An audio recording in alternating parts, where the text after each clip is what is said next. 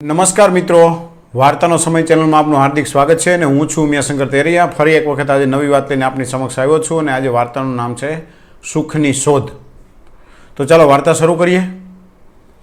એક સરસ મજાનું નાનું એવું નગર હતું અને આ નગરની અંદર ઘણા બધા લોકો રહે. પોતપોતાની રીતે પોતપોતાનો ધંધો, કોઈ ખેતીવાડી કરે, કોઈ વેપાર કરે, કોઈ નોકરી કરે અને ગામની અંદર સૌ સુખે અને હળીમળીને રહે. સૌ સંતોષની જિંદગી જીવે. પોતાના બાળકો ભણે ગણે અને કામ ધંધો શીખે. હવે આ ગામની અંદર એક વિષ્ણુપ્રસાદ નામનો એક વ્યક્તિ રહેતો હતો. હવે વિષ્ણુપ્રસાદને હર હંમેશને માટે કાયમી ફરિયાદ રહેતી કે ગામ લોકો જે કંઈ સુખ ભોગવે છે, ગામ લોકો જે કંઈ જિંદગી જીવે છે, પોતાના અડોશ પડોશના જે કોઈ જિંદગી જીવે છે એવી જિંદગી મારી નથી. મારી જિંદગીમાં કંઈક ખૂટે છે.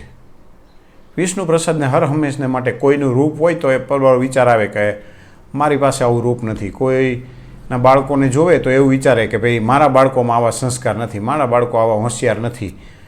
વિષ્ણુપ્રસાદને હર હંમેશને માટે કોઈનો કામ ધંધો જોવે તો એવું થાય કે મારે એટલી બધી આવક નથી. કોઈનું મકાન જોવે તો એવું કે મારે આવું મકાન નથી. હર હંમેશને માટે ફરિયાદ જ રહેતી. હવે એક દિવસ ગામના કોઈ સજ્જન વ્યક્તિ એને કીધું, વિષ્ણુપ્રસાદ તમે એક કામ કરો, આપણા નગરથી દૂર સરસ મજાનો એક આશ્રમ આવેલો છે અને ત્યાં આશ્રમના મહંત છે ને બહુ બુદ્ધિશાળી અને સારા માણસ છે. તમને એમને મળો એટલે કદાચ તમારી સમસ્યાનું સમાધાન મળી જાય. વિષ્ણુપ્રસાદ તો ઉપડ્યા ભાઈ. ક્યાં? આશ્રમે જઈ અને ત્યાં હતા એ માણસોને વાત કરી કે મારે આ આશ્રમના મહંત છે એમને મળવું છે. એટલે પેલા લોકોએ કંઈ કીધું કે કંઈ વાંધો નહીં, 1-2 દિવસ રાહ જો, મહંત તમને મળી જશે. વિષ્ણુપ્રસાદે તો હોંશે 1-2 દિવસ રાહ જોઈ એટલે મહંતે તેમને બોલાવ્યા કે પધારો, બોલો શું તકલીફ છે. એટલે મહંતને કીધું કે મહારાજ, તકલીફમાં તો એવું છે કે મારી પાસે બધું છે, ભગવાનની દીધો ધંધો છે, ઘર વખરી છે, મકાન જમીન છે, સંતાનો છે, બૈરું છે, બધું છે, પરંતુ બીજા આગળ જેવું હોય એવું નથી.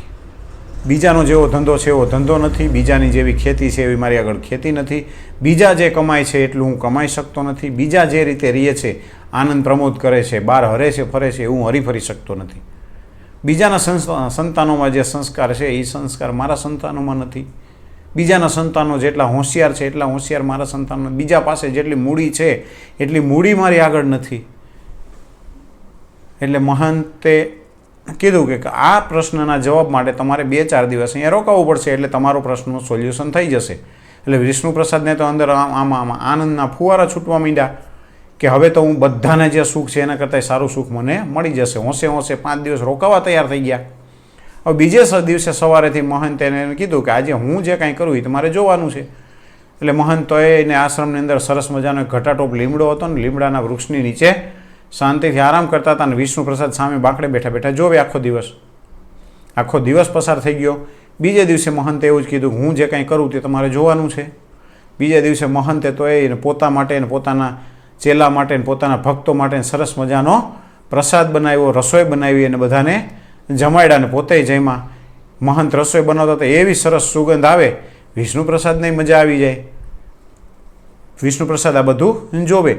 ત્રીજે દિવસે વળી પાછું મહંતે એવું કીધું કે આજે પણ તમારે એ જ કરવાનું છે, હું જે કરતો હું જોવાનું છે. ત્રીજે દિવસે સવારે નાહી ધોઈ વહેલા પરવારી અને ભગવાનની પૂજામાં જપ તપ કરવા માટે મહંત બેસી ગયા. એ 10-11 વાગ્યા સુધી ભગવાનની જપ તપ કર્યા. બપોર પછી એ બધા સાથે સત્સંગ કર્યો. સાંજે પણ ભગવાનની આરતી કરી, ભગવાનને જમાડ્યા, પોઢાડ્યા અને આખો દિવસ પસાર થઈ ગયો. વિષ્ણુપ્રસાદ જોતા રહી ગયા. ચોથે દિવસે વિષ્ણુપ્રસાદે કીધું કે આજે તમારે એ જ કરવાનું છે જે રોજ કરો છો, તમારે જોવાનું છે. એટલે મહંતે તો તે ચોથે દિવસે પોતાના જે કાંઈ ચેલા, જે કાંઈ ભક્તો હતા એને બધાને બોલાવ્યા, પ્રેમથી એના સુખ દુઃખ પૂછ્યા, કોઈને કાંઈ તકલીફ છે કે નહીં, એના માટે શું કામ કરો છો, શું નહીં, આ તે પાસે બેસી અને હરખથી આખો દિવસ પોતાના ચેલાઓ સાથે અને ભક્તો સાથે વિતાવ્યો. હવે વિષ્ણુપ્રસાદના ધીરજનો અંત આવી ગયો અને વિષ્ણુપ્રસાદ ગુસ્સાથી આમ ઉછળી પડ્યા. મહારાજને કહે કે તમે મને કહો છો કે હું કંઈક સોલ્યુશન આપી, હું કંઈક સોલ્યુશન, તમારે જો મારા પ્રશ્નનું સોલ્યુશન આપવું હોય તો આપો અને ના આપવું હોય તો મને ના પાડો, જેથી કરીને મારા દિવસો હું અહીંયા વ્યતીત ના કરું, ખોટા વ્યર્થ ના જાય મારો સમય. એટલે મહારાજે વિષ્ણુપ્રસાદને બેસાડ્યા, કાંઈ બેસો. કે વિષ્ણુપ્રસાદ તમારા પ્રશ્નનો ઉત્તર પહેલે જ દિવસે તમને મળવાનું શરૂ થઈ ગયું હતું. પણ કદાચ તમને ખ્યાલ નથી આવ્યો કે કેવી રીતે મહારાજ, કે મેં તમને કીધું હતું કે તમે જોઈ રહેજો, હું સરસ મજાના લીમડાના ઝાડ નીચે શાંતિથી બેઠો હતો ને પ્રભુએ આપેલી જે કૃપા, એમ કે આ લીમડાના છાયા જેવું છાંયો કોઈ ન હોય અને એનો આનંદ લેતો હતો. તમે લઈ શક્યા નહીં, કેમ કે તમે તડકેથી ઉઠી અને લીમડાના છાંયા સુધી આવી ના શક્યા.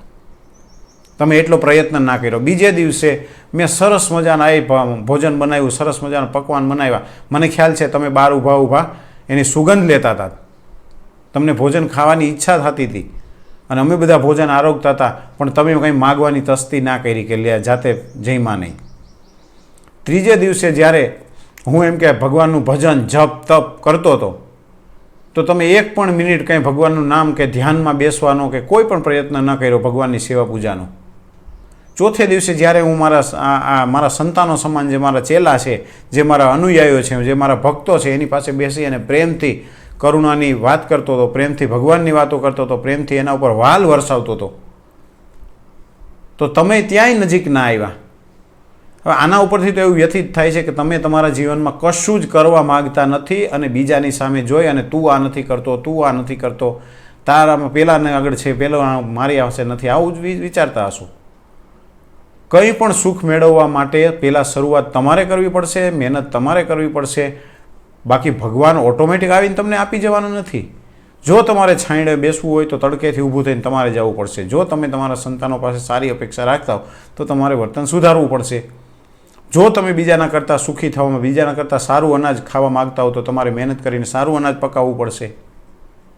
બાકી બીજાનું જોઈને દુઃખી થઈએ ક્યારેય કુદરત તમને સુખી કરી શકવાનો નથી. એટલે સુખ છે એ તમારી અંદર જ છે. સુખની શોધ તમે બહાર ખોટી કરો છો. ત્યારે વિષ્ણુપ્રસાદને સમજાઈ ગયું કે બિલકુલ વાત સાચી છે મહારાજની. બે હાથ જોડીને ભગવાનની અને વિષ્ણુપ્રસાદે ભગવાનની અને મહંતની માફી માગી અને કીધું કે હવે હું કોઈના સુખથી ઈર્ષિત થઈશ નહીં અને મારું જે કાંઈ મને કુદરતે આપ્યું છે, મને જે કાંઈ મહેનતથી મળ્યું છે, એમાં જ હું સુખ અને સંતોષ મેળવીશ અને વધારે મેળવવાનો પ્રયત્ન અને મહેનત કરીશ. આશા રાખું છું મારી આ વાત આપને ગમી હશે અને આવીને આવી નવી વાતો આપના સુધી પહોંચતી રહે, નોટિફિકેશન સમયસર મળતું રહે, એના માટે મારી ચેનલને લાઇક કરો, શેર કરો અને સબસ્ક્રાઈબ કરવાનું ભૂલતા નહીં. નવી વાત લઈને ના આવું ત્યાં સુધી અસ્તુ. જય હિન્દ.